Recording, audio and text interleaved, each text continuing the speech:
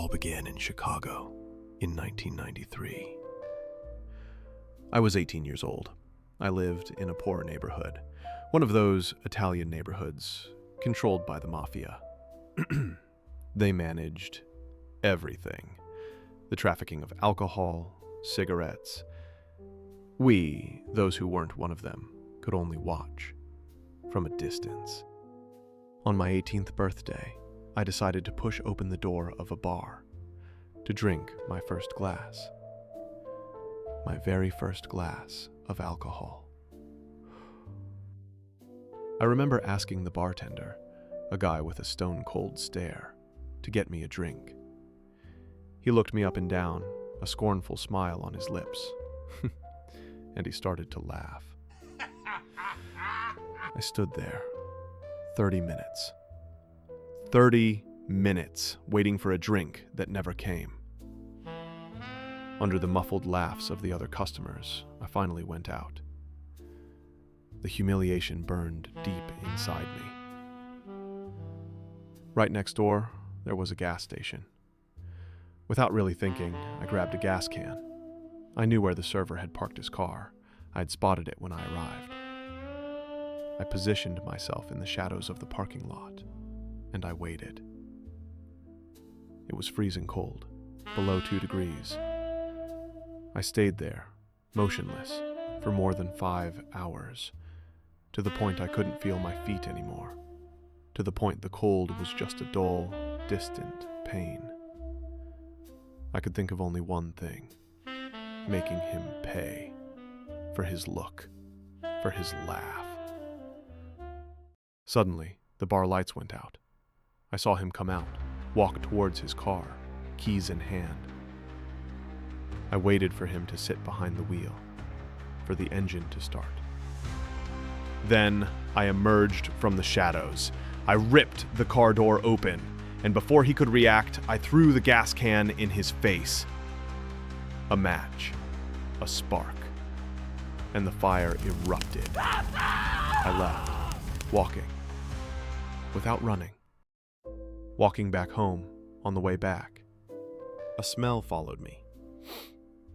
An acrid smell of burning flesh and gasoline. Like a barbecue.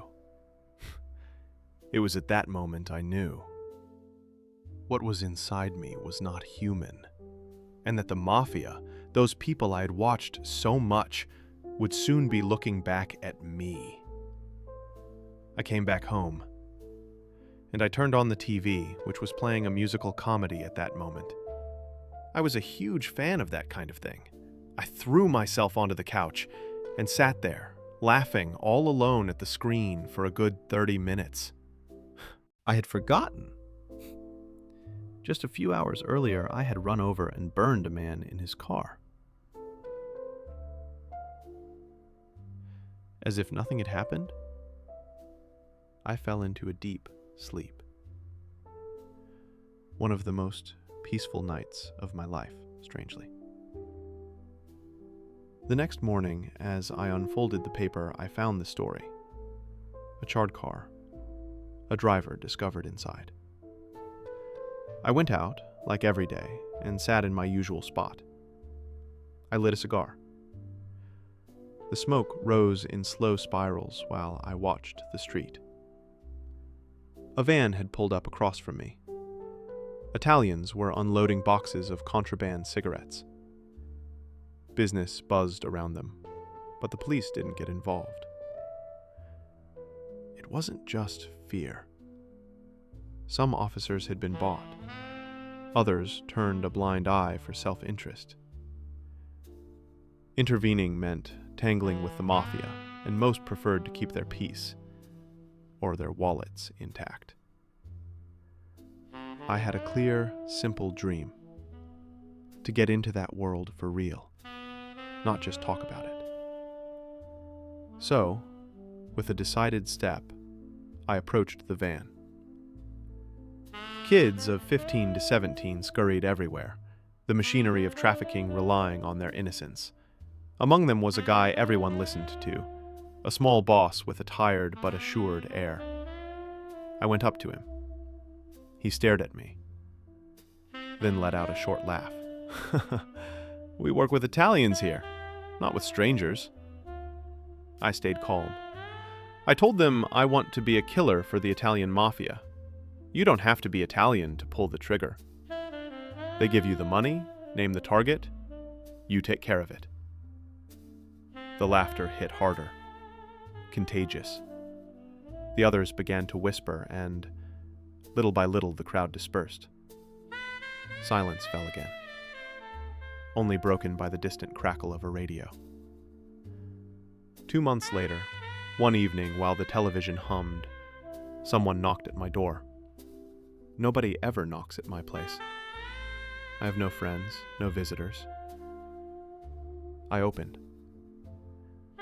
The small boss stood there, calm, still as if he'd been waiting forever. "Mr. Lorenzo wants to see you," I asked. "Where? When?" He handed me a sheet with an address, expressionless. "Be there every day between 2 p.m. and 6 p.m. The next day, I showed up dressed like the Italians. Clean suit, shiny shoes, dark shades. I wanted to look like them, or at least make them think I was one of them. On the way there, I figured the address would take me to some fancy neighborhood. Big villas, Ferraris parked out front, guys in suits smelling like cigars. You know, the classic Mafia picture. But nah. When I got there, it was just a narrow back street, kinda run down, full of little shops, rusty telecom antennas, and half-dead buildings. I thought, all right, this ain't high class, but it ain't trash either. I double-checked the address, stepped inside. On the paper, 19th floor. I took the elevator up. Then I ran into a girl. A bombshell. Name was Lisa, 22, maybe less. She looked at me, smiled a little. "You have an appointment with Mr. Lorenzo?" I nodded. She handed me a cup of coffee. Calm, professional, like all this was just another Tuesday.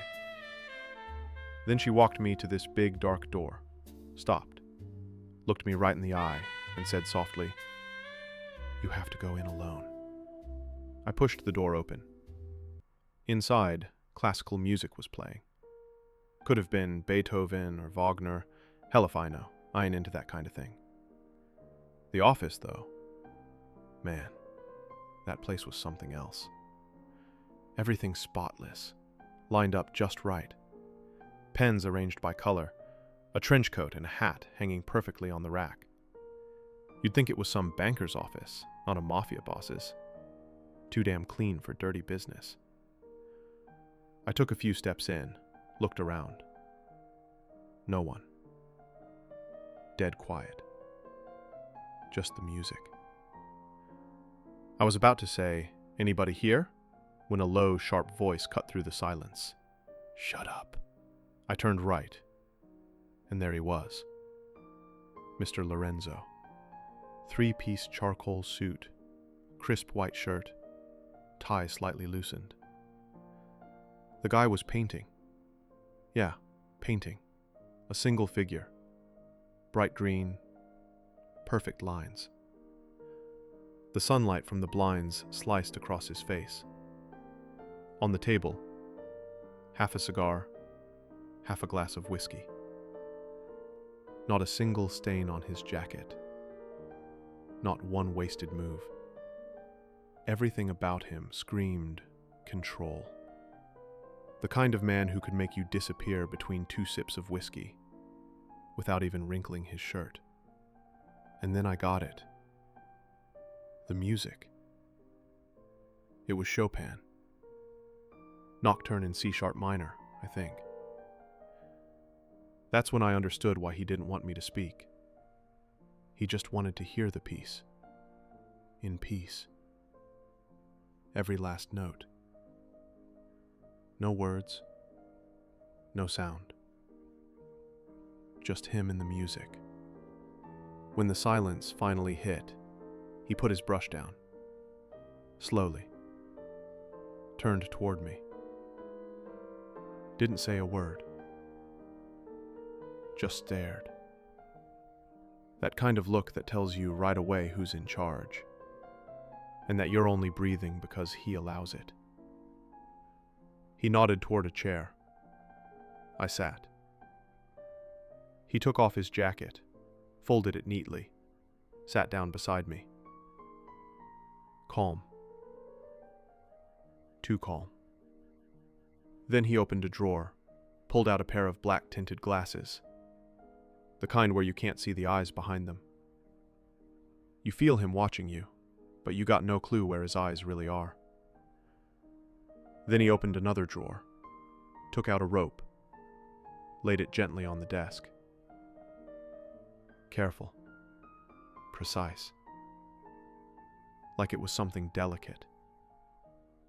You liked the secretary, didn't you? I told him, yeah, she's beautiful. He smirked a little. She started working here today.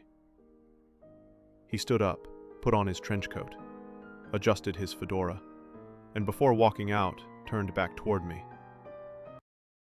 On the desk, there's a rope and a bag. You take the girl, put her in the trunk of my car down in the garage, and make sure the office stays clean. No mess. Like nothing ever happened. Here, it means something in this story spoke to you. I'm just a man who loves to write, to tell stories inspired by the streets, by power, by the world of the Mafia. Every word, every image is a piece of my vision, a piece of my passion. If you want to see what happens next, subscribe, share, and leave a like. It motivates me to keep going, to bring the next part of this story to life.